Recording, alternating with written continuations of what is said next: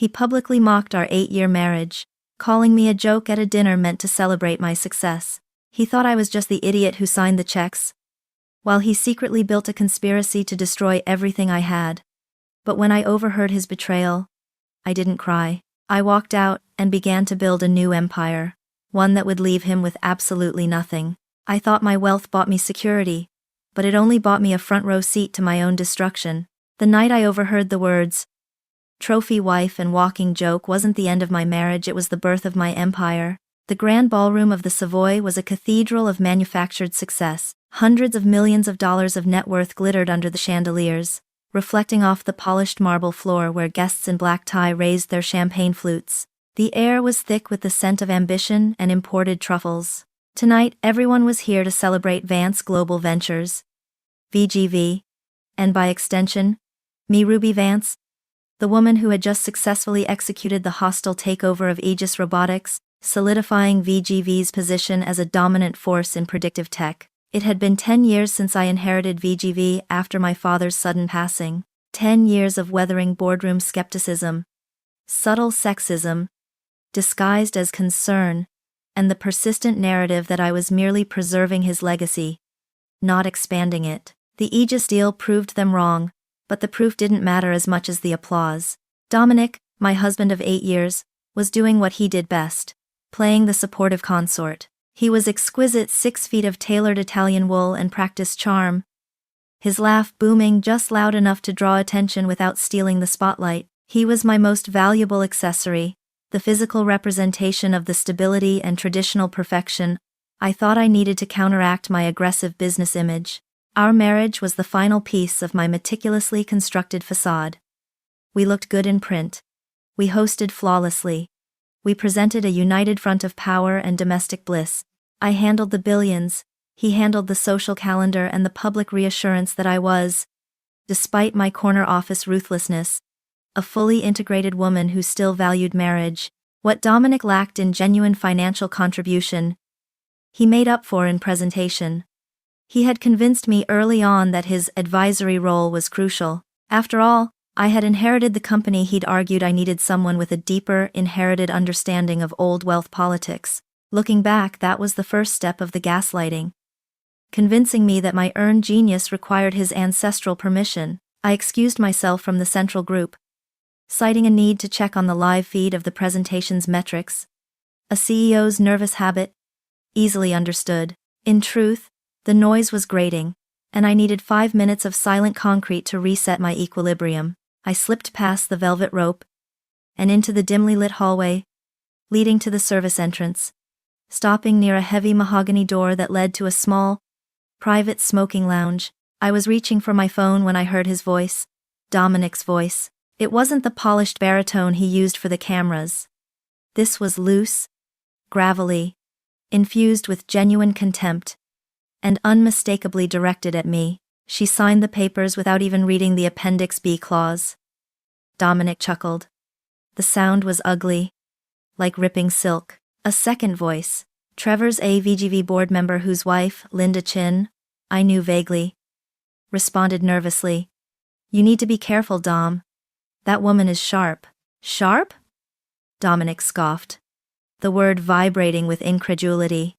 Trevor, she's a genius with algorithms, yes, but she inherited the machine. She didn't build the engine. She's terrified of looking weak, so she delegates everything related to finance to me or her lawyers. She is the rich idiot who signs the checks. A cold stillness settled over me, heavier than the chill of the air conditioning. I wasn't breathing. My fingers gripped my phone so tightly the metallic casing dug into my palm. Dominic continued, his voice dropping slightly, laced with the conspiratorial intimacy that husbands reserve for their closest confidants. This whole empire, it's a joke. It's held together by the fact that the old man actually knew how to run things. Ruby just bought a shiny new toy with the Aegis acquisition to distract everyone from the underlying debt. She thinks I'm her partner. I'm her accountant, Trevor, and soon, I'll be the only one holding the keys to the vault.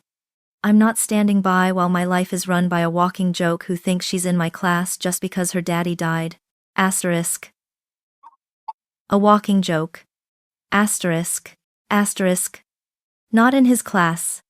Asterisk. Asterisk. The rich idiot who signs the checks. Asterisk. The world didn't shatter. It froze. There were no tears, no gasp of pain, just a perfect, absolute clarity. In that moment, the lavish ballroom, the celebrated success, the 8 years of shared life all dissolved into nothing. I saw the entire relationship as if through a high-definition lens. A transaction where I paid for a public image. And he delivered betrayal. I reached up and touched the diamond necklace Dominic had given me last week, a peace offering after a minor argument about his extensive travel budget. It felt like a stone. Heavy and meaningless. I took one deep, shallow breath, straightened the lapel of my gown, and without making a sound that might alert the 2 men behind the door, I turned away from the service entrance. I walked back toward the noise, the celebration, and the man who thought he had married a trophy wife, but the trophy was gone. All that remained was the predator. The night my marriage ended wasn't defined by sadness. It was defined by the cold, precise calculation of financial retribution. I didn't return to the table.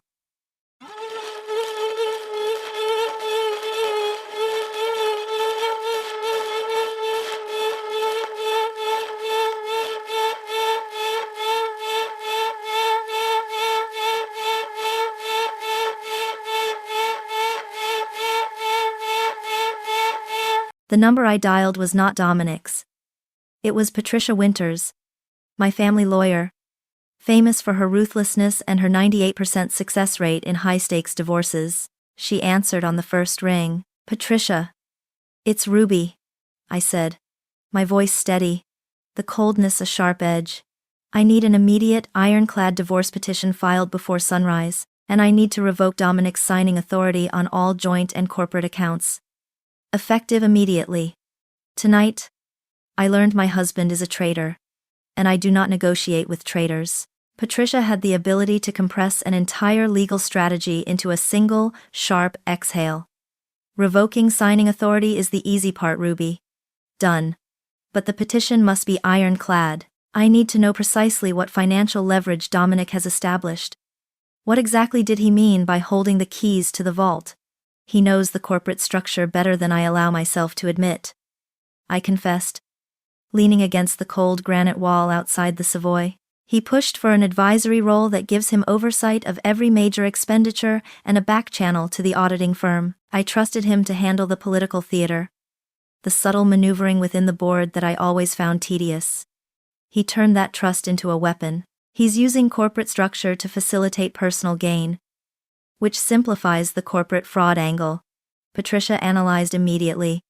"Listen carefully. We are going to initiate an immediate security review of VGV's financials. This is non-negotiable. It buys us 48 hours to secure everything before he realizes the review is actually a targeted audit of times him asterisk. Tonight, you need to go home, secure all personal documentation, passports, birth certificates, any physical assets he might leverage, and leave that penthouse. Do not engage him emotionally. He is a business risk now, not a man." I ended the call, the plan already calculating itself in my mind. I signaled Michael, my driver, instructing him to take the service road to our downtown penthouse. I arrived 37 minutes before Dominic could possibly wrap up his performative goodbyes and make the 40-minute drive. The penthouse was silent, vast and cold, a marble tomb decorated with art meant to impress, not comfort. I moved through the space with the clinical efficiency of a spy. First, the safe room. Retrieving my private financial ledgers, my father's original business diaries, and the few pieces of jewelry I genuinely valued, ignoring the extravagant diamond necklace Dominic had given me last week. It remained on the vanity, a worthless piece of glass now. Next, the corporate study. I didn't need to look for evidence yet. I needed to protect my own paper trail. I purged encrypted files from the shared server, locked down my personal email archives, and disabled the smart home system's internal recording features. I was sitting in the parlor, bathed in the cool light filtering through the panoramic windows overlooking the cityscape, when I heard the private elevator chime. I remained still, my tailored midnight blue gown blending into the shadows. Dominic walked in, loosening his tie, smelling faintly of victory and expensive scotch. He stopped abruptly when he saw me, still fully dressed, sitting stiffly on the edge of the silk sofa. "Ruby? What are you doing here? Did you have a headache? I told Trevor you weren't feeling well," he said, his tone shifting instantly from jovial to solicitous. He approached, reaching for my hand. I withdrew it before his fingers could brush mine. The action was small, but the implication was immediate. His practiced smile faltered. "What is this?" he demanded, the shift from charm to irritation instantaneous. A silent protest because I left 5 minutes late? That Aegis deal was a huge win, Ruby. I needed to play the room. "It's not a protest, Dominic. It's a separation." My voice was flat, devoid of the warmth he had relied on for 8 years. He laughed a quick, nervous puff of air. "A separation? Because of Trevor? You need to lighten up, darling." Trevor was drunk, telling tall tales. He was probably upset because Linda gave him a hard time about his golf expenses. It was just locker room talk. This was the gaslighting, the minimization, the attempt to paint my justifiable rage as feminine hysteria over just a joke. I wouldn't allow it. "Don't insult my intelligence." I heard every word. "You didn't dismiss VGV's debt as gossip. You presented it as factual knowledge you intended to weaponize. You called me a walking joke, the rich idiot who signs the checks, and confirmed you were waiting to seize the keys to the vault." His face drained of color. For the first time, the charming mask cracked, revealing the desperate man beneath. He realized I hadn't just been angry. I had been listening, analyzing. "Ruby, listen to me." I was venting. Every husband vents. It's the pressure of managing your image. I was trying to make sure Trevor didn't look down on you. I had to exaggerate my own importance. "Stop lying," I cut across him, the 2 words slicing through the tense air like ice. The emotional abuse stopped the moment I walked out of that ballroom. Tonight, I am not grieving a failed marriage, Dominic. I am dealing with a corporate liability. You are attempting to undermine VGV, which is a breach of every fiduciary duty you claim to hold. I stood up, walking across the marble floor to the antique writing desk, where a slim envelope lay waiting. Patricia had been efficient. "Patricia Winters is filing a formal petition for divorce before the sun rises," I stated, placing the envelope on the desk. "All your access to joint and corporate accounts has been frozen under the pretense of a necessary security audit. You have 12 hours to gather your personal effects and vacate the premises, or the temporary restraining order includes security escort." He stared at the document, his body language shifting from defensive to outright predatory. "You think you can just cut me off? I helped build this empire, Ruby. Half of everything we acquired is mine. I will ruin you in court. I will expose your instability to the board. I will make sure the world knows you are unfit to run VGV." The threat was pathetic, echoing the very fear he had engineered in me for years. But that fear was dead now.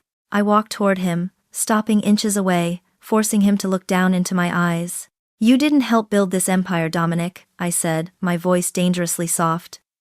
"You were a liability that I foolishly subsidized. Now, you are a terminated contract." I straightened my shoulders, embodying the CEO who had just successfully executed a hostile takeover against a multi-billion-dollar firm. "The petition is non-negotiable, and I will prosecute you to the fullest extent of the law for any attempt at corporate malfeasance.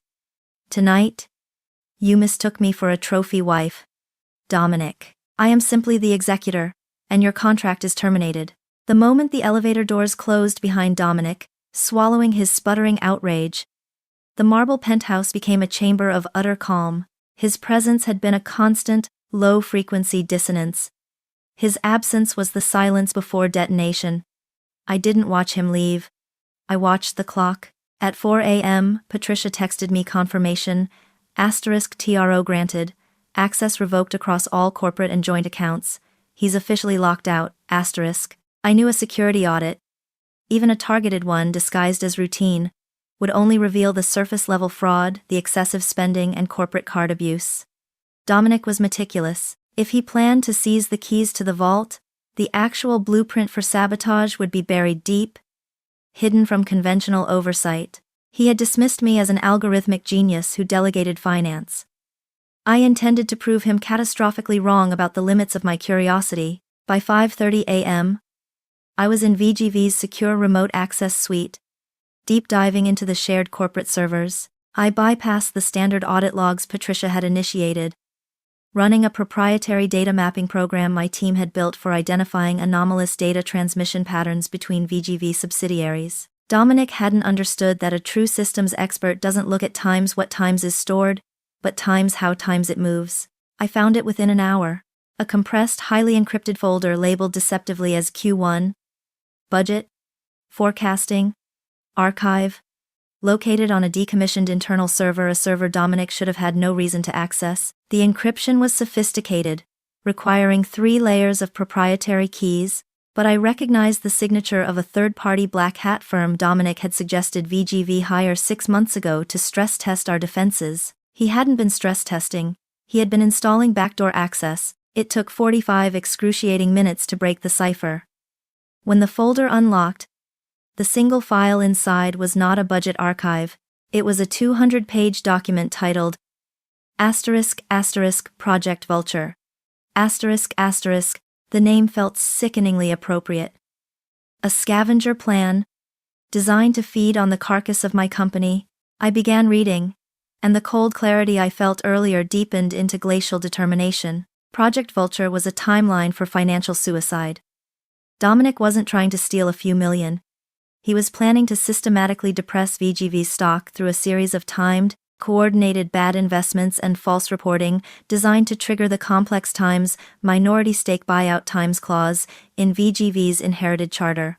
This clause, which I had only vaguely remembered from my father's original trust documents, stated that if VGV's market valuation dipped below a certain threshold for 90 consecutive days, a group of minority shareholders could force a full buyout at the depressed valuation, effectively destroying my majority control and handing the company over for pennies on the dollar. Dominic had positioned himself as the orchestrator of this rescue.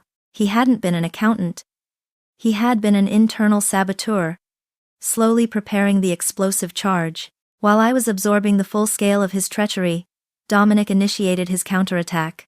Patricia called me at 8 a.m., her voice laced with the kind of weary resignation reserved for dealing with truly desperate men. "He's been busy, Ruby. He couldn't access the accounts, so he tried to leverage the board. He sent an emergency email to 5 key members, including Trevor, claiming VGV is facing a leadership crisis due to your erratic emotional state following the Aegis merger stress. He suggested an immediate administrative leave for you. He's playing the mental instability card already," I noted, devoid of surprise. It was the oldest trick in the corporate playbook against a female CEO: frame ruthlessness as hysteria. Exactly. But he slipped up. He tried to transfer a significant sum of cash from a joint offshore account before the TRO was fully enacted globally. It bounced. He then tried to leverage the VGV corporate credit card, claiming unforeseen legal fees. The card was denied. He is panicked, Ruby. Desperation breeds sloppiness. Good, I said, leaning back, the Project Vulture file still blazing on my screen. Let him panic. He needs to believe he has an advantage while we dismantle his actual operation. We needed proof of his personal motive and illicit expenditures that tied directly to Vulture. Or the board might still believe his narrative about my stress. We needed an insider. Someone who handled the messy financials that Dominic kept away from VGV's primary auditing firm. As if on cue, a new, encrypted email notification flashed on a rarely used account I reserved for high-risk communication. The sender was anonymous, using a disposable server. But the subject line was a specific reference code for a sensitive client account Dominic had managed personally. I decrypted it instantly. Inside was an attached spreadsheet detailing 7 figures worth of expenditures over the last 18 months.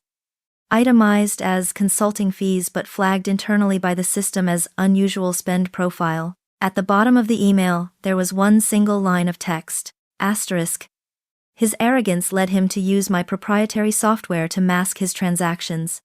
I won't stand by while his actions destroy my husband's pension and my family's stability. Vulture is real. Look at the payment dates.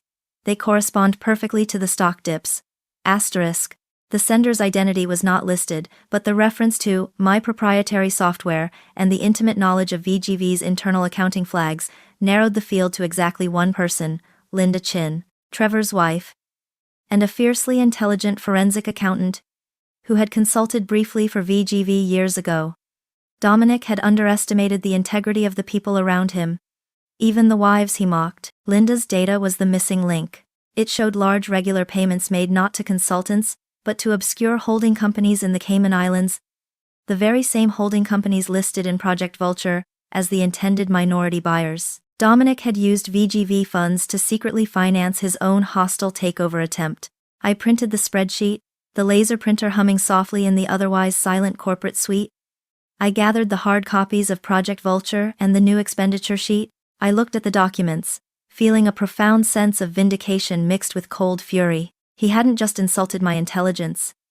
He had risked my father's legacy, the jobs of thousands of employees, and the entire future of Vance Global Ventures, all to satisfy his wounded ego and bankroll a life of unearned luxury. You called me the rich idiot who signs the checks, Dominic? I whispered to the empty office. But the fool who wrote the check for his own destruction was you. I closed the server connection. It was time to call Patricia and begin the real fight. We had the smoking gun. Now we needed the executioner, and I knew exactly who would make the perfect, willing executioner. Someone Dominic hated and feared in equal measure. I looked at the documents, the Project Vulture blueprint, the fraudulent transfer logs, and the evidence of Dominic's panicked attempt to paint me as unstable. The scale of the sabotage was immense. And while Patricia could handle the legal side of the divorce and the corporate malfeasance, VGV needed immediate surgical defense. I needed more than a legal strategist. I needed a financial tactician who operated with the same predatory instincts as Dominic, but who owed me nothing, and had every reason to watch my husband burn. Nathan Blackstone was that man. He was a disgraced former partner at a major Wall Street firm, pushed out 5 years ago in a spectacular boardroom brawl, orchestrated, I now realized, largely by Dominic. Dominic had always viewed Nathan as his intellectual superior, a dangerous rival who needed to be neutralized. Nathan had survived, forming his own boutique advisory firm. But the deep, personal humiliation he suffered at Dominic's hands had never healed. I placed the call to his private office line at precisely 9 a.m. knowing he would be at his desk, analyzing the morning markets. He answered with a wary, curt professionalism. Blackstone. Nathan, it's Ruby Vance. There was a noticeable pause, long enough for the sound of shuffling papers to carry across the line. The CEO of VGV. I didn't think we were on speaking terms, Mrs. Vance. His voice was low, smooth, and edged with cynicism. We weren't. Until I realized we share a mutual interest in the complete professional destruction of Dominic. That's quite a morning greeting, he replied, a flicker of genuine interest entering his tone. I'm always interested in hearing about Dominic's decline, but I generally avoid assisting the women he's currently ruining. He's not ruining me, Nathan. He's ruining VGV. And I'm about to ruin him. And you, perhaps uniquely, are positioned to enjoy the process more than anyone else on the planet. And there is very word test. I outlined the bare minimum. The discovery of a targeted internal scheme to depress the stock and trigger a minority buyout, and Dominic's immediate attempt to smear me with the board. I did not mention Project Vulture, only its goal. I need to meet. In person. In 2 hours. I stated. Bring your best non-disclosure agreement. If you sign it, I'll show you exactly how Dominic engineered his financial attack using insider information and VGV's own capital. If you're not interested in watching his spectacular public fall, I won't waste your time. 2 hours later, I was sitting across from Nathan in a sterile private conference room in a midtown office building, far from VGV's headquarters. He was exactly as I remembered. Sharp, impeccably dressed, and radiating a controlled intensity that felt like a magnet to my own. He pushed the NDA across the polished steel table. I signed yours, Ruby. Now tell me why I should risk my current stability for your marital issues. This isn't a marital issue, I countered, sliding the complete, printed Project Vulture dossier across the table, along with Linda Chin's expenditure logs. This is a $50 billion corporate fraud attempt that also happens to involve my now ex-husband. Read the file labeled Vulture. Nathan, pay particular attention to the timeline and the holding companies. He took the documents, his eyes narrowing as he scanned the first few pages detailing the systematic stock manipulation targets. His professional skepticism melted away, replaced by the calculating focus of a man identifying a prime target. When he reached the section detailing the Cayman Islands holding accounts, the same accounts he had once warned Dominic about in an unrelated deal years ago, he looked up, a slow, predatory smile spreading across his face. He used VGV's own capital to finance his external partners. Nathan breathed. Leaning back in his chair, he didn't just steal, he committed corporate suicide using company money. That's not just a breach of fiduciary duty, Ruby. That's RICO territory, depending on how deep his partners go. Exactly. My lawyers, Patricia Winters, are handling the divorce and the internal corporate recovery. But the external element, the regulatory exposure, the deep dive into those shell companies, the immediate construction of a financial firewall to prevent Vulture's timetable from triggering, that requires someone who moves faster and dirtier than VGV's internal compliance team will allow. I looked him straight in the eye. I need you, Nathan, to do two things. First, build the financial firewall around VGV, secure our liquid assets, reorganize the vulnerable subsidiaries, and make sure that the stock cannot be manipulated below the buyout threshold, not even by a point, in the next 72 hours. Second, I need you to quietly and anonymously expose every questionable external dealing Dominic has ever conducted to the SEC and FINRA. I want the regulatory noose tightening around his neck before he even steps foot into a courtroom. Nathan closed the Project Vulture binder with a decisive snap. The sound echoed in the room. And what is my compensation for this? He asked, though his eyes already held the answer. The satisfaction of delivering the single most public, career-ending humiliation to the man who tried to destroy you 5 years ago. I replied simply. You get to dismantle him, piece by piece, and then, after the dust settles and VGV is stable, you will be my primary external advisor for the ensuing corporate restructuring. You get the reputation, the market visibility, and the undeniable proof that you are the superior strategist. Money is secondary. Legacy is everything, Nathan, and this is your chance to rewrite your legacy by erasing his. He considered this for a long, silent moment. The competitive fire was visible in his gaze. This wasn't about the fees. It was about victory, reputation, and revenge served meticulously cold. Dominic used to call me a vulture too, Ruby. He claimed I fed off weak companies. Nathan mused. He pushed the NDA back across the table, along with a revised consulting contract his own lawyer had drafted on the fly. But I prefer to think of myself as pest control. He picked up a pen and signed the contract without hesitation. Consider the firewall operational. Give me access to the high-level VGV ledger and those shell company IDs. I want regulators on those accounts by noon tomorrow. Dominic won't just be locked out of the vault. He'll find the entire bank has collapsed on top of him. The alliance was sealed. Not with a handshake, but with the mutual, clinical agreement to commit total financial warfare. I returned to my temporary, secure office, the anxiety that had been clinging to me since I read Project Vulture finally receding. I had secured the perimeter. Now, the battle shifted from defense to offense. The internal smear campaign was already gaining traction. Board member Trevor, clearly panicked by Dominic's erratic behavior and perhaps coerced by his involvement in the conversation I overheard, had already replied to Dominic's mental health email, suggesting the board convene an immediate informal review of my fitness to lead. Dominic is escalating, Patricia, I noted over a secure line. He thinks that by focusing on my emotional state, he can distract from the financial fraud. The clock is ticking, Ruby, Patricia confirmed. We need to preempt the board review. We need to release the documented proof of his fiscal negligence before the narrative of your instability takes hold. We need to make his corporate credit card abuse and his lavish personal spending public. The media needs to see the supportive consort for what he is, a kept man who betrayed his meal ticket. The thought of public scrutiny, of airing my marital shame on the front page of the Wall Street Journal, was instinctively repellent. My entire career had been built on controlled image and calculated distance, but Dominic had forced the terms of engagement. He hadn't just tried to take my money, he had tried to take my mind. Prepare the statement, I instructed Patricia, running a hand through my hair. I want every cent he spent, every vacation he took, every absurd consulting fee detailed and cross-referenced. I want a statement ready for release tomorrow morning.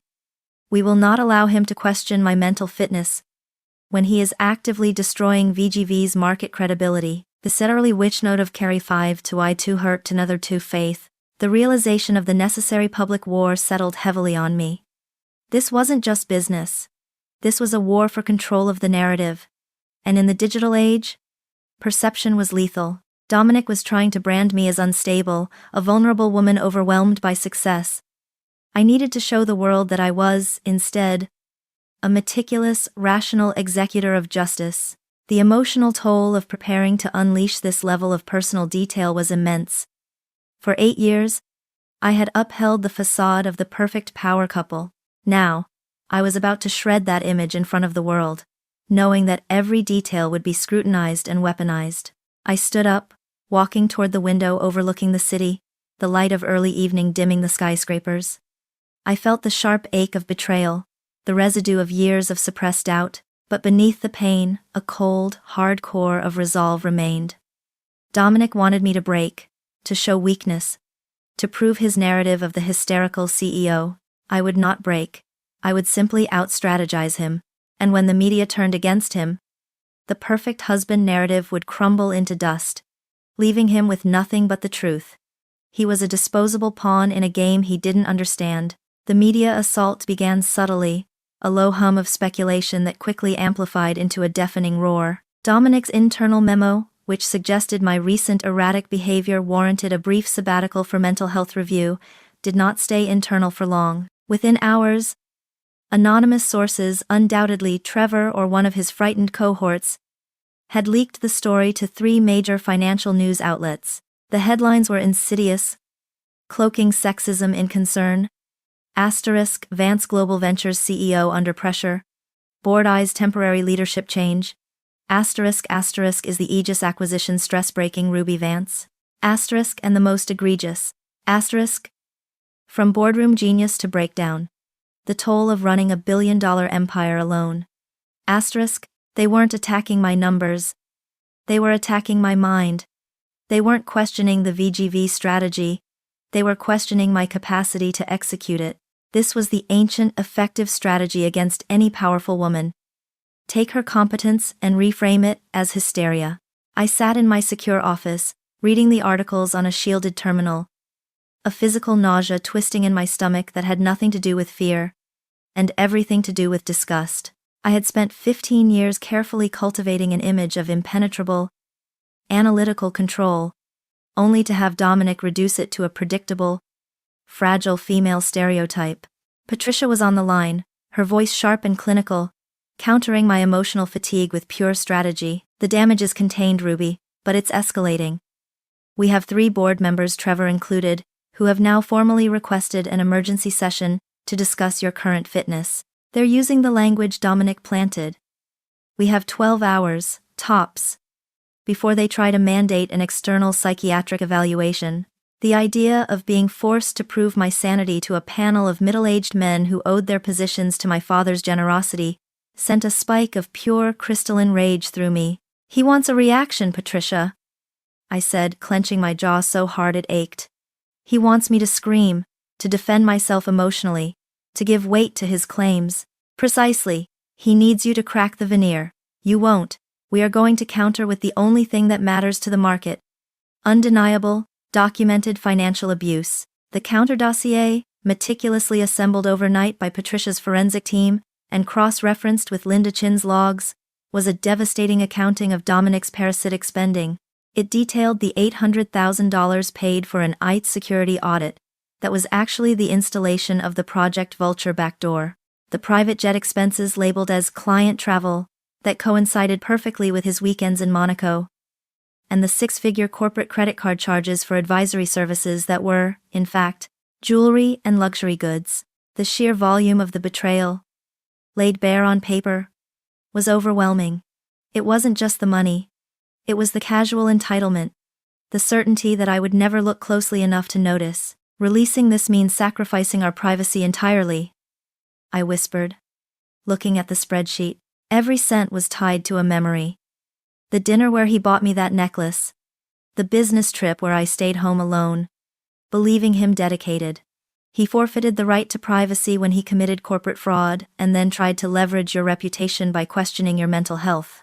Patricia reminded me sternly, we frame this as a necessary rational move to protect shareholder equity from an internal threat. We are the CEO defending the company against a financial saboteur. We are not a wronged wife. I took a deep breath, pushing the personal sting aside, focusing only on the objective. Neutralization. Release the statement. Simultaneous distribution to the Times Wall Street Journal *, the SEC, and all VGV board members. Include the exact expense reports, cross-referenced with the fraudulent justifications.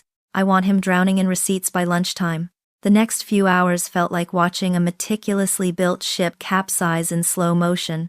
At 11:30 a.m., the official press release from VGV's corporate communications was overshadowed by the independent breaking news alerts. * Corporate fraud scandal erupts at Vance Global Ventures. CEO Ruby Vance accuses estranged husband of corporate credit card abuse and stock manipulation scheme. * The media didn't care about my mental health when they saw the scale of the financial recklessness. The narrative shifted instantly. Dominic was no longer the worried, supportive husband protecting his wife from stress. He was the textbook example of a kept man who tried to dismantle the very source of his privilege. The contrast was lethal. Ruby Vance, the cold, calculating CEO, provided spreadsheets and secant-ready documentation. Dominic provided vague, leaked accusations about her mood. One was a serious financial threat. The other was petty gossip. My phone, which I had kept muted, vibrated constantly with incoming data from Nathan Blackstone's team. He was leveraging the media coverage perfectly. As soon as the news broke, his firm released a strategic, anonymous opinion piece detailing how the specific patterns of Dominic's offshore expenditures aligned with classic stock manipulation tactics used by shell corporations. Nathan didn't mention Project Vulture, but he made it clear that Dominic's actions were not merely extravagant spending. They were deliberate, targeted moves against VGV's market position. The market reacted swiftly. VGV stock initially dipped upon the news of leadership uncertainty, Dominic's smear. But it stabilized and then rose marginally as the clarity of the situation emerged. The threat was external, Dominic, not internal, Ruby's capacity. Investors preferred a CEO who discovered and contained fraud over one who was supposedly cracking under pressure. I received a frantic, emotionally charged email from Trevor at 1 p.m. He wasn't worried about my mental state anymore. He was worried about his exposure. * Ruby, I had no idea the extent of his actions. I was misled. We need to withdraw the request for the informal review immediately. * The perfect husband narrative had crumbled into dust. Dominic was a pariah before he even filed his formal response to the divorce petition. He had played his most damaging card, the mental instability smear.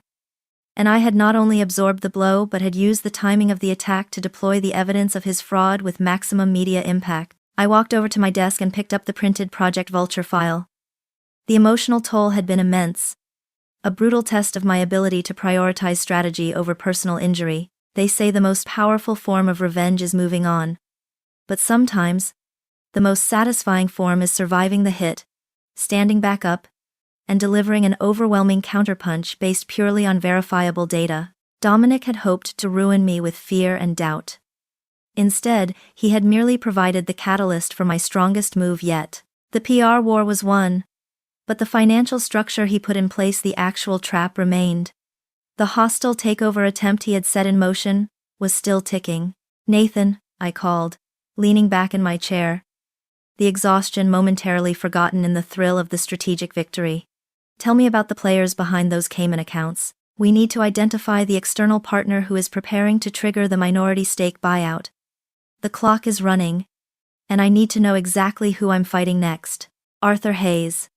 Nathan's voice was clipped, carrying no hint of the dark satisfaction that must have been bubbling beneath his professional veneer. The external partner isn't a passive buyer, Ruby.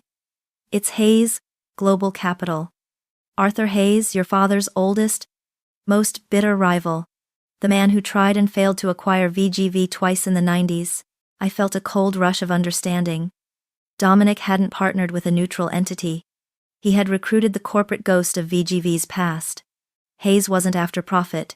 He was after legacy destruction. Dominic must have promised him VGV's remains on a silver platter, I analyzed. Tapping the screen where the shell company identities linked back to Hayes's firm. Worse. Hayes doesn't deal in silver platters. He deals in favors owed. 5 years ago, Hayes took a massive quiet loss on a speculative tech investment that would have ruined him. Dominic, then just your well-connected husband, stepped in and quietly arranged for VGV to acquire that failing asset, laundering Hayes's exposure through VGV's books. Hayes owes him big.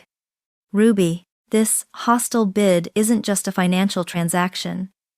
It's Dominic settling a personal debt, using VGV as the collateral. The scale of the conspiracy was breathtaking. Dominic hadn't just leveraged my trust. He had committed a massive, premeditated fraud that spanned half a decade, slowly positioning VGV for the kill. The clock that Patricia had warned me about wasn't ticking, it was detonating. At 1:45 p.m., a notification flashed across VGV's internal trading system. Hayes Global Capital announces acquisition of 14.9% minority stake in Vance Global Ventures, citing sustained market depression and management instability. Intent to trigger minority stake buyout. MSB clause formalized. It's official, I said, looking at Nathan.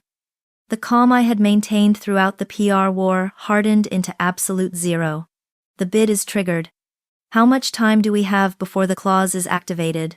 The MSB clause, as written in your father's original charter, requires a binding shareholder vote within 72 hours of the formal notification. Nathan confirmed. Leaning forward, Hayes knows the mechanism. He's counting on the chaos of the divorce, the lingering doubt from Dominic's smear campaign, and the sheer complexity of the charter to dilute your majority share and force the buyout at the depressed valuation Dominic engineered. Dominic's bad investment strategy, the very moves that had allowed Hayes to acquire the stake cheaply, had successfully pushed VGV's stock below the required threshold for 90 days. The trap was sprung. 72 hours, I repeated, focusing on the number. The market would open tomorrow, reacting wildly to the MSB announcement. We needed to stabilize the stock immediately. But more importantly, we needed to invalidate the mechanism. The firewall, Nathan, is it holding? I secured 90% of your liquid assets and transferred the highly vulnerable subsidiaries out of the immediate firing line. We bought back some treasury shares this morning, which will temporarily buttress the stock price, but it's a bandage on a gaping wound. Hayes is a shark. He'll smell the panic and short the stock further tomorrow. The only true defense isn't financial maneuvering, it's legislative. The clause is triggered by market depression, not market fraud, I mused, pacing the small room. If we can prove that the reason the stock fell was a direct result of internal malfeasance, Dominic's actions documented in Project Vulture, then the conditions for the MSB clause were never legitimately met. That's the legal argument Patricia needs to handle in court. And it will take weeks. We have 72 hours until the shareholder vote. We need to nullify the vote itself. Nathan looked grim. The only body with the power to suspend the MSB clause before the vote is the VGV Board of Directors, acting on an emergency resolution, the board. The very group that Dominic had tried to manipulate into benching me for mental instability just hours ago. Trevor and his cohorts were still reeling from the public exposure of Dominic's fraud. But they were also desperately protective of their own positions. They're scared, I said, recognizing the opportunity. They're not loyal to Dominic, but they fear losing their seats if VGV falls to Hayes. They need a decisive leader, and right now, I'm the only one offering stability. I needed to call an emergency meeting that same afternoon, forcing the issue before the market opened, and the panic fully set in. This meeting wouldn't just be a discussion, it would be the corporate trial of Dominic and the final stand for VGV. I called Patricia and dictated the terms. Prepare the dossier. I want Project Vulture and Linda Chin's logs packaged into a single, irrefutable presentation. I need legal clarity on how Dominic's actions constitute criminal stock manipulation and corporate malfeasance. Rendering the MSB clause null due to fraudulent inducement. Then, I opened a secure line to the board secretary. My voice was calm, firm, projecting zero doubt. This is CEO Ruby Vance. I am calling an emergency meeting of the board of directors, effective 5 p.m. EST today. The subject is the attempted hostile takeover by Hayes Global Capital. Attendance is mandatory and immediate. Failure to attend will be noted as a deliberate obstruction of necessary action to protect shareholder equity. The board secretary, a nervous, long-serving man named Mr. Finch, stammered, "But Miss Vance, there are already 3 formal requests to review your leadership fitness." "Cancel those requests, Mr. Finch," I commanded. My tone brooking no argument. The only fitness being reviewed today is the financial survival of VGV, which is under attack from a former partner, whom I will be formally exposing as a criminal saboteur. If the board wishes to save the company, they will be in the conference room in 3 hours. If they wish to hand VGV over to Arthur Hayes, they may stay home and start polishing their resumes. The line went silent. I had used my remaining influence, my legitimacy as the founder's heir and the current CEO, to force the final confrontation. I hung up and turned to Nathan. "Hayes's bid depends on the board, believing VGV is fundamentally weak and that I am unstable. We will prove the opposite. We will demonstrate the fraud was surgically external, and that I am the only one who discovered and can neutralize it." What does Hayes plan to do in the short term to maximize the panic? Nathan pulled up a predictive model, his fingers flying across the keys. "Hayes knows the board is our choke point. He'll hit the media again before your meeting, not with financial arguments, but with personal ones. He needs them to distrust you so much they panic sell the company to him."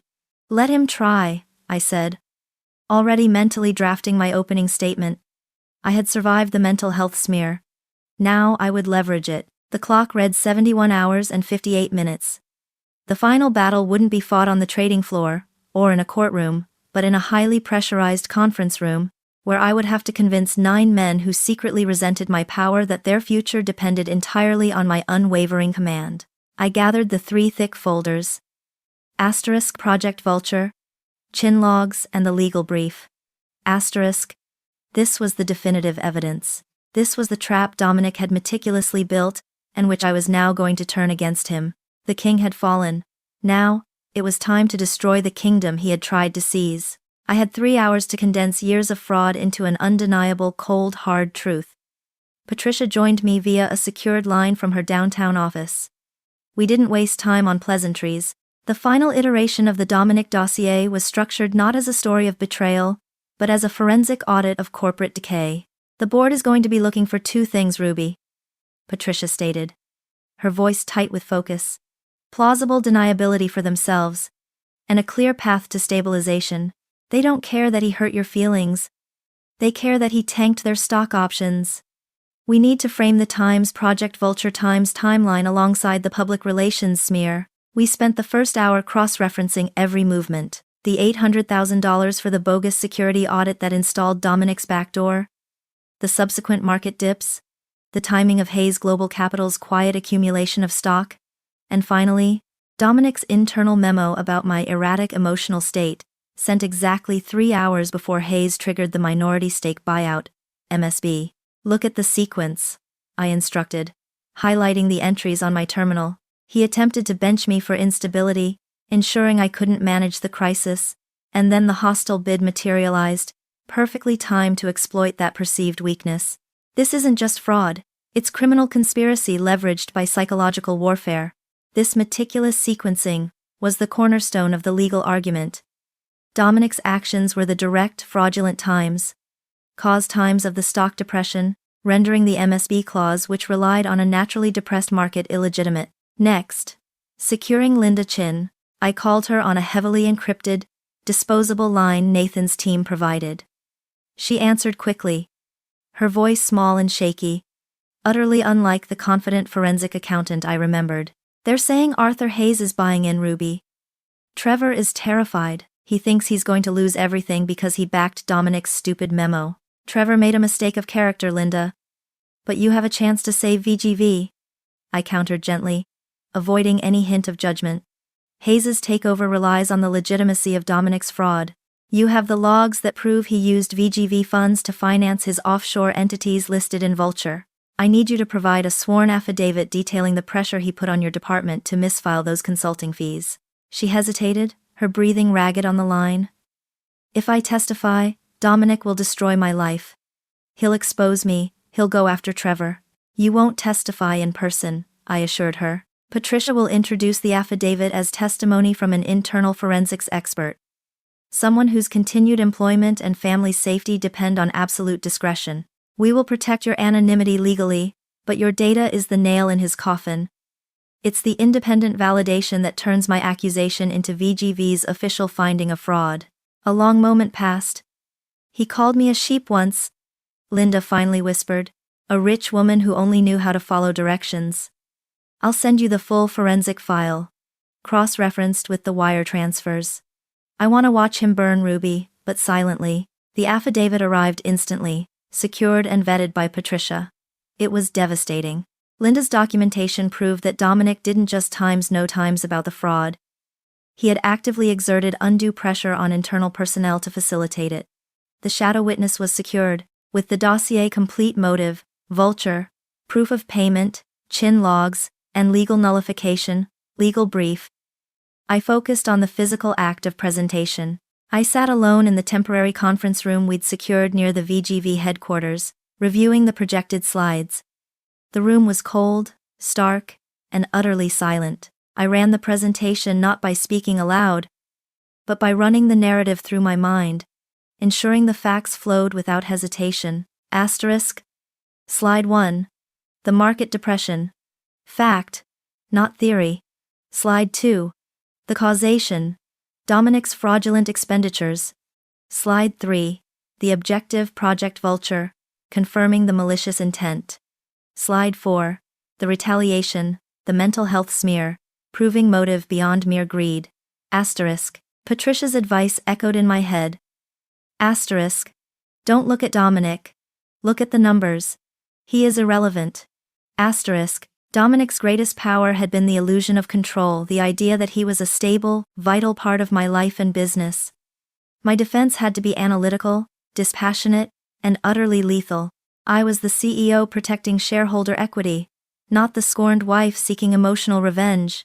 I practiced the transition into the MSB argument, ensuring my tone remained clinical. Even when discussing the attempt to destroy VGV, if this board votes in favor of the Hayes bid, you are effectively ratifying a criminal enterprise funded by corporate theft. You will be legally complicit in fraud. My voice was hoarse from the hours of quiet rehearsal, but every word carried the weight of absolute authority. With 15 minutes until the mandatory 5 p.m. meeting, I allowed myself one brief, personal respite. I walked to the window overlooking the city, the afternoon light fading to a stressful metallic blue.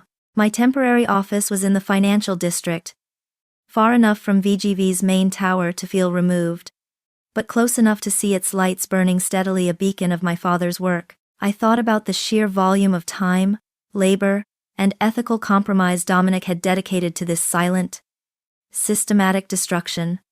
He had spent 8 years building the perfect trap. I reached into my pocket and touched the smooth piece of sea glass. I carried a small memento from a trip with my father, a reminder of simplicity before the burdens of the empire. He had taught me about integrity, but more importantly, he had taught me how to fight for what was mine. I wasn't fighting Dominic for a house or a bank account. I was fighting for the intellectual property, the thousands of jobs, and the very honor of the name Vance. I straightened my jacket, the material cool and unforgiving against my skin. The tension in the air was palpable, thick with the weight of expectation, and the knowledge that everything I had built, everything my father had built, hung on the next 90 minutes. I walked back into the conference room, my dossier ready. I was not afraid. I was simply calculating the final moves of a game my opponent had started, but which I intended to finish with cold, decisive victory. It was time to face the men who thought a woman's success was always temporary, and demonstrate exactly what happens when you mistake a predator for a trophy. The board was waiting. The conference room was dominated by a vast, mahogany table, polished to a reflective sheen. 9 men, the entirety of the VGV board of directors, were already seated. their faces a mixture of strained exhaustion, public embarrassment, and profound anxiety over the pending Hayes bid. Dominic was there too, sitting not at the designated visitor chair, but leaning back confidently near the head of the table, attempting to project ownership. His eyes, fixed on me as I entered, held a defiant glint, the conviction of a man who still believed his narrative was stronger than the truth. I ignored him entirely, walking to the far end of the table and placing my 3 folders, vulture, chin logs, legal brief, with deliberate precision on the leather coaster. I didn't sit. I remained standing, asserting a physical dominance that the setting demanded. "Gentlemen," I began, my voice clear and utterly devoid of emotion, a CEO addressing a quarterly review, not a wife confronting her betrayer. "Thank you for attending this mandatory emergency session. The subject is the attempted hostile takeover by Hayes Global Capital, which has been accelerated by the fraudulent actions of an internal actor." Dominic immediately seized his opening. "Ruby, sit down. We appreciate your urgency, but this board is here to discuss your fitness to lead, not listen to personal accusations. This meeting was called because your erratic behavior, your emergency email, Dominic, claiming my erratic behavior necessitates a sabbatical, arrived at 1:45 p.m. I cut him off, my eyes sweeping over the board members, locking with Trevor's, whose color instantly heightened. Hayes Global Capital announced its intent to trigger the minority stake buyout clause 3 minutes later, at 1:48 p.m. The sequencing of those events is not coincidence. It is choreography. I stepped toward the projection screen and clicked the remote, activating the first slide. A timeline illustrating the minute-by-minute escalation. "I understand that several of you were rightly concerned by Dominic's implication that I am unstable," I continued, allowing the merest trace of controlled contempt to color my tone. "Let me assure you, my only instability is my current profound irritation with a financial saboteur who attempted to leverage VGV's capital to fund his own personal gain, able to use fate." I clicked the remote again. The screen shifted to the chin logs, a magnified screenshot of the fraudulent wire transfers, itemized as consulting fees, but flagged internally as unusual spend profile. These are expenditures signed off by Dominic over the last 18 months, totaling nearly $4 million, funneled into shell companies in the Cayman Islands, I explained. Dominic claimed these were essential for advisory services. They were not. They were funds used to purchase undervalued VGV stock and pay off external debt, specifically a debt owed to the man attempting to destroy this company, Arthur Hayes. Dominic stood up, his face flushed. "This is slander. Those were discretionary funds, within my advisory purview.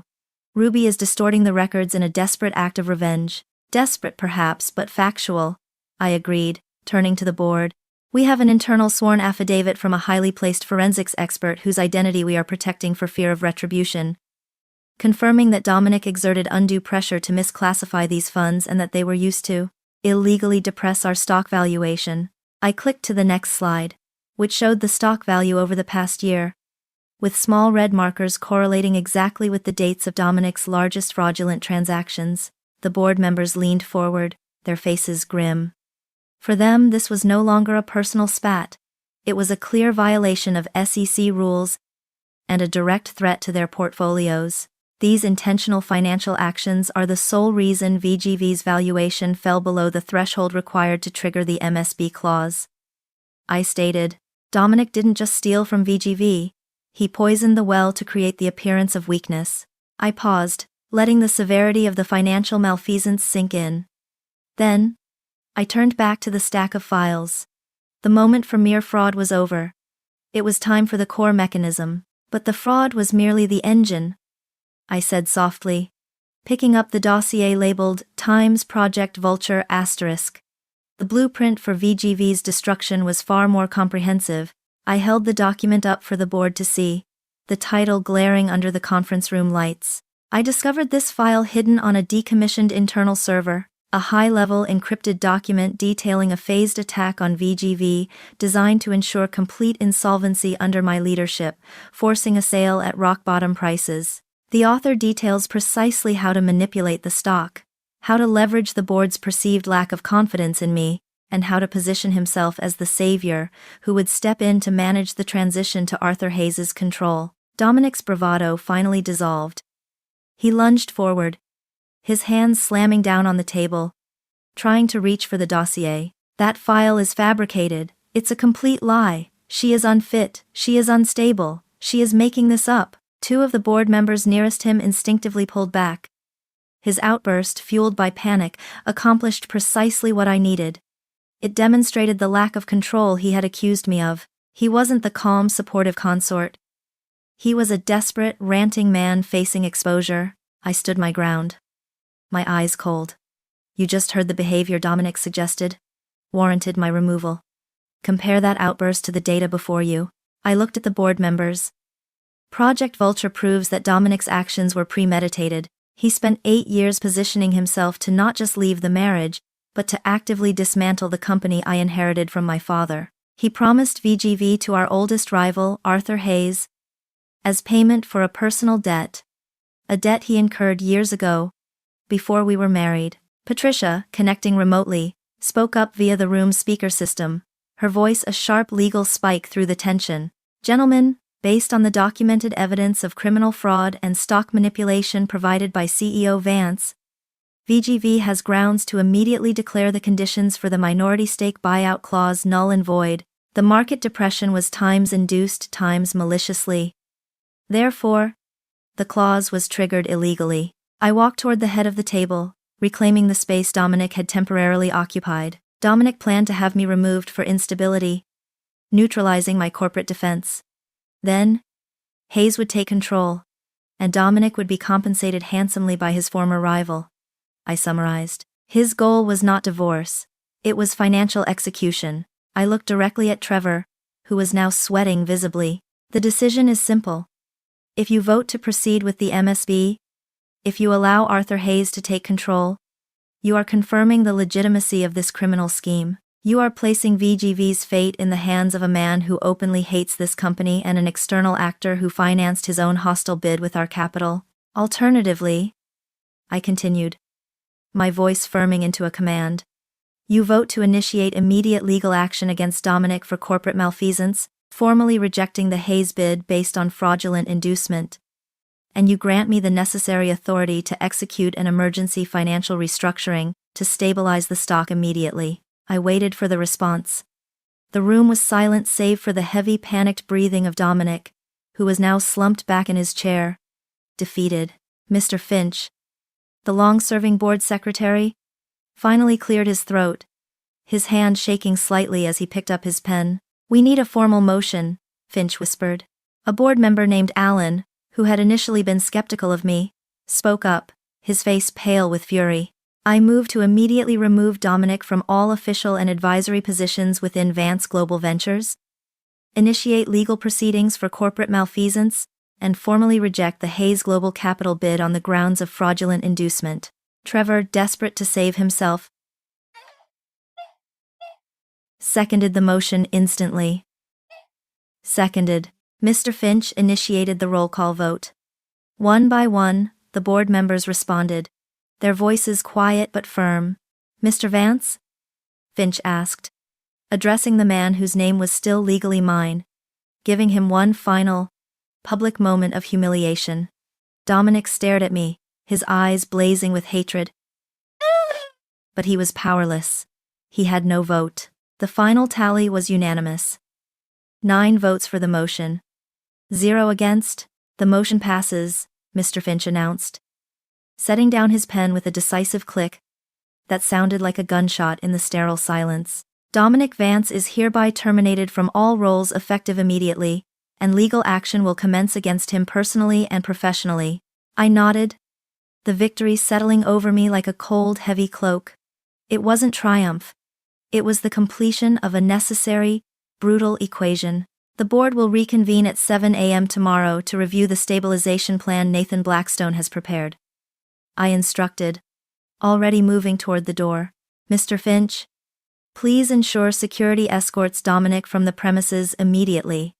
His access credentials are to be deactivated before he leaves the building." As I reached the door, Dominic found his voice again, a broken, desperate rasp. You think this is over, Ruby? You think a vote ends this? I will bury you. I paused, turning back just enough to see him no longer the tailored accessory, but a ruined, pathetic figure. I gave him a single icy glance, my voice lethal in its quiet finality. You tried to take my life, my reputation, and my father's legacy with a cheap lie, Dominic. And all you accomplished was losing everything. I don't deal in burying people. I deal in zero equity, zero sympathy, and complete corporate obliteration. Enjoy the view from the bottom. I stepped out of the conference room and closed the door firmly on the sound of his inevitable, broken rage. The king had fallen, not to a dramatic siege, but to a meticulously executed financial audit. The kingdom was safe, but the wreckage needed clearing. My war was won. Now, the rebuilding began. The corporate obliteration was swiftly followed by the legal amputation. Patricia Winters moved with the speed of a high-speed train, ensuring the divorce petition, filed weeks ago, was finalized within 72 hours of the board's vote. Dominic's only remaining power, his legal status as my husband, was stripped away. The settlement was simple. He received the bare minimum required by state law, offset entirely by his corporate liabilities. The legal fees for his fraud defense, which VGV was pursuing aggressively, and the substantial personal debts he had accumulated while mismanaging our shared capital. His net takeaway from 8 years of marriage to a CEO was precisely zero. He didn't just walk away broke. He walked away owing VGV and me millions in accrued interest and legal costs. The judgment was a public, non-negotiable decree of financial servitude. My focus remained entirely on VGV's stability. While the legal teams finalized the divorce, I immediately began the work of clearing the wreckage. I needed to ensure that the board, which had briefly wavered under Dominic's smear campaign, understood that my leadership was now non-negotiable. I restructured the board subtly but decisively. Trevor and the 2 other members who had voted in favor of reviewing my fitness were not fired. That would have caused undue market instability. But they were immediately moved into strictly advisory, non-voting roles. Their lack of decisiveness during the crisis was a liability I would not tolerate. I did not punish their fear, but I limited their power. In contrast, competence and loyalty were immediately rewarded. Nathan Blackstone was formally appointed Chief Strategy Officer, reporting directly to me. His immediate mandate was to perform a scorched earth cleansing of every financial backdoor and shell company Dominic had ever touched. He moved with ruthless efficiency, eliminating VGV's financial vulnerabilities one by one, giving the company an overdue systemic overhaul. Patricia Winters was formally retained as VGV's primary outside counsel, ensuring the legal firewall around the company was absolute. The public's appetite for Dominic's downfall was insatiable. The initial, insidious headlines about my erratic behavior were violently replaced by detailed analysis of the Project Vulture leaks, the corporate credit card abuse, and the scale of the premeditated fraud. He became the face of corporate leeching, a man who tried to dismantle an empire built by others to satisfy his wounded ego. The media savored the irony of the perfect husband who was, in reality, a parasite. His carefully constructed image was liquidated, leaving him with nothing but his shame. 1 week after the final decree was signed, Dominic attempted a final, pathetic maneuver. He showed up at VGV headquarters, bypassing the first layer of security, and demanding to speak to me. My executive assistant, a poised young woman named Clara, informed me he was waiting in the lobby, looking haggard and cheaply dressed, a physical manifestation of his rapidly vanishing credit line. He was pleading with security, begging for 5 minutes to explain the emotional circumstances. I didn't leave my secure executive suite. I didn't even raise my voice. I looked at the closed-circuit feed of the lobby, observing the desperation in his eyes, the crumpling posture. He looked smaller, weaker, devoid of the tailored confidence that had defined him. Clara, I instructed calmly, print a clean copy of the final divorce decree. Highlight the section detailing his outstanding financial liability to VGV and the enforcement provisions. Deliver it to him personally. Instruct security to remind Mr. Vance that the restraining order includes all VGV premises, and that any further attempt to contact me, professionally or personally, will result in immediate prosecution for harassment. Clara nodded, her face impassive. She delivered the document like an executioner delivering the final warrant. I watched the screen as Dominic read the highlighted section. His face cycled through shock, rage, and finally, a devastating, defeated realization. He was utterly powerless. He didn't rant, he simply crumpled the paper and allowed the security team to escort him out into the cold New York sunlight. I looked away from the monitor, feeling no satisfaction, only a profound sense of administrative closure. I had spent years subsidizing a man who had only ever seen me as a temporary mark. Now, he was merely a footnote in a corporate fraud file, a terminated liability. The company was stabilized, the market was reassured, the traitors were exiled, and the loyalists were empowered. VGV was leaner, faster, and finally, completely mine. But the silence in the penthouse, now truly empty. The war had been won, but the victory was a harsh teacher. The destruction of one's marriage, even one built on lies, leaves an indelible mark. I had proven my capacity to fight, but the foundation of inherited wealth felt compromised, tainted by betrayal. I recognized the need for true independence, a legacy built not on my father's brilliant, but vulnerable, corporate charter, but on my own, battle-tested ruthlessness. I had saved VGV, but I felt a powerful drive to create something new, something impermeable, built entirely on my own terms.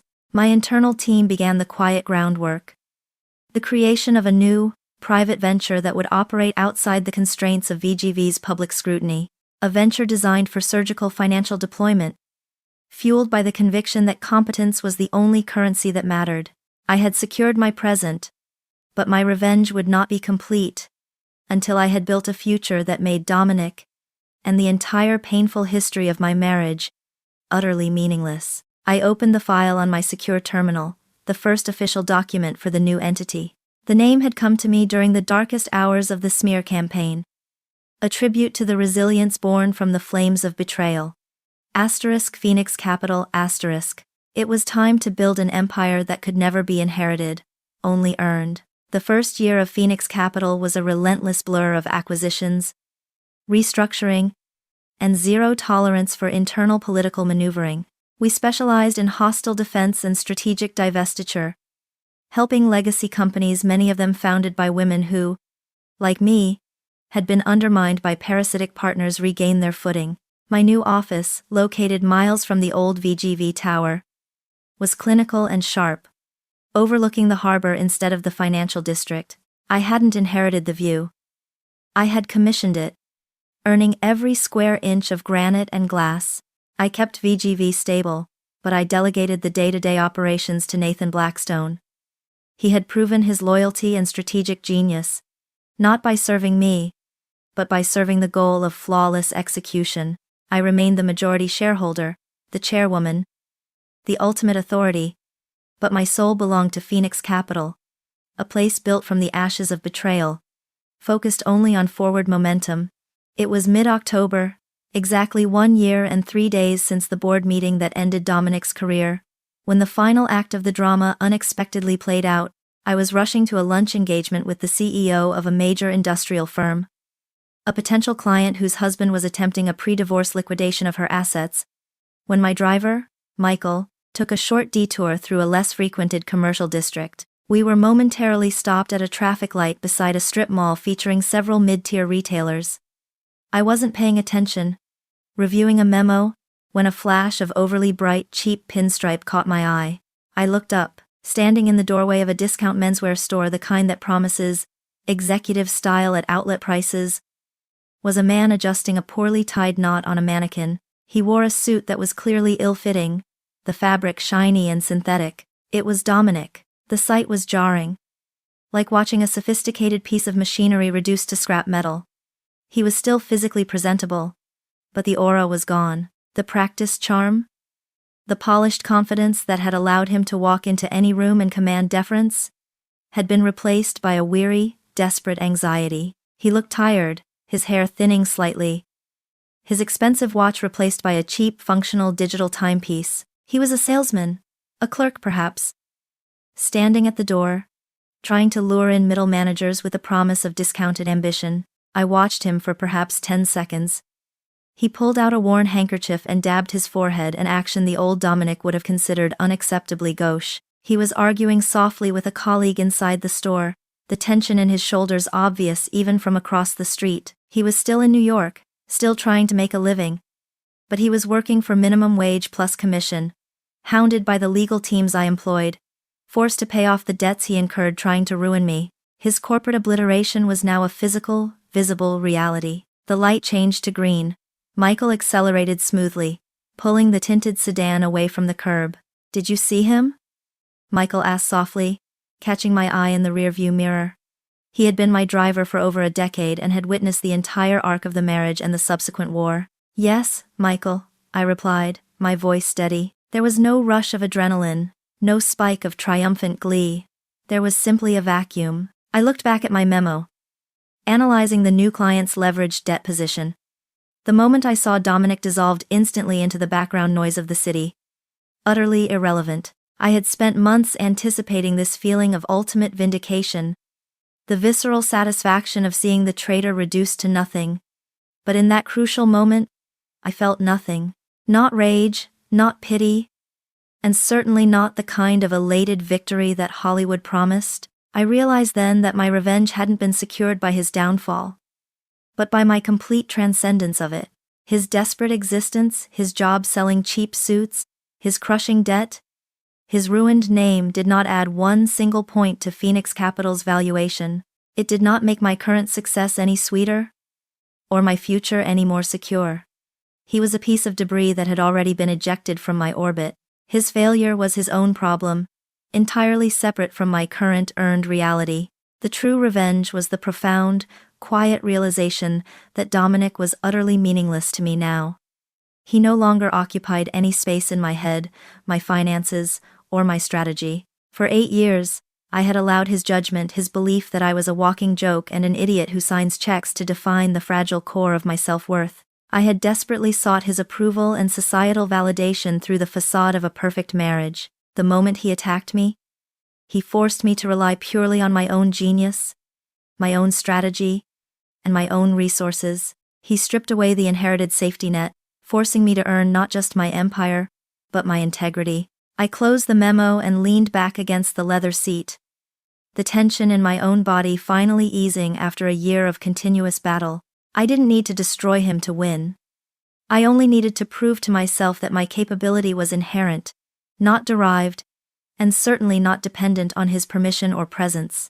The only validation that mattered was the one I gave myself. Phoenix Capital wasn't just a private equity firm. It was a sanctuary for competence, a place where success was measured by execution, regardless of gender or history.